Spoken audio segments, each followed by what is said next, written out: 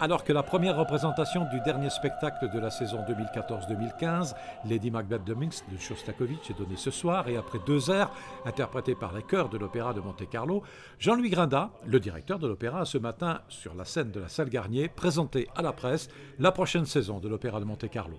Une saison émaillée d'événements exceptionnels, à commencer par le retour en principauté de Cecilia Bartoli pour plusieurs projets.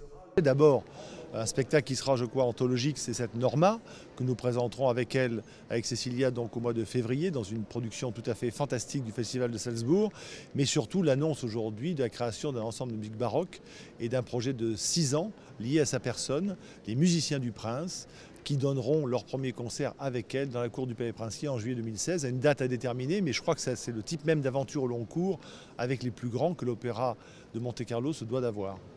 Outre Cecilia Bartoli, de nombreuses autres stars viendront se produire à Monaco. René Fleming et Juan Diego Forez en récital. Sonia Ioncheva et Philippe Jarouski chanteront Alcina de Handel en version concert. Ramon Vargas, Angela Giorgiou et Ludovic Tézier donneront un grand gala au profit de la Fondation à la mémoire d'Eduardo Vargas, le fils de Ramon Vargas, décédé à l'âge de 6 ans d'une maladie rare. Après un concert en novembre de Nathalie Stussmans et de son ensemble Orfeo 55, Jean-Louis Grinda proposera à l'occasion de la fête nationale monégasque une nouvelle production de Tosca. Un grand Puccini avec une grande distribution, Marcelo Alvarez, fantastique ténor, Martina Serafine et Bryn Terfel, qui est un artiste que le public et que nous aimons tous. Et puis la Wally. La Wally, opéra jamais joué sur la scène de l'Opéra de Monte-Carlo avec Eva Maria Westbrook, donnée en coproduction avec l'Opéra de Genève.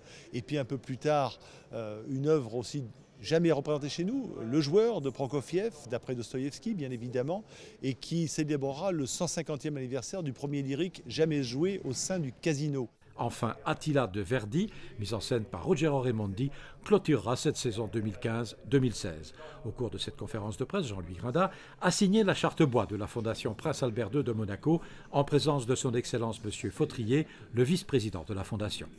Nous avons choisi de nous mettre un impératif, c'est de ne plus utiliser dorénavant que du bois qui corresponde aux filières voulues par la Fondation Albert II, c'est-à-dire qui protège l'environnement, qui protège l'existence même de nos forêts. C'est un acte alors qui peut prêter parfois à sourire, parce qu'on se dit, bon, à quoi bon? Mais je crois que non, pas à quoi bon. Chaque petit geste fait par chacun d'entre nous est important. Et puis il était normal aussi que l'Opéra de Monte-Carlo, 50e signataire de cette charte bois, montre l'exemple dans le monde culturel et surtout soutienne l'action du souverain.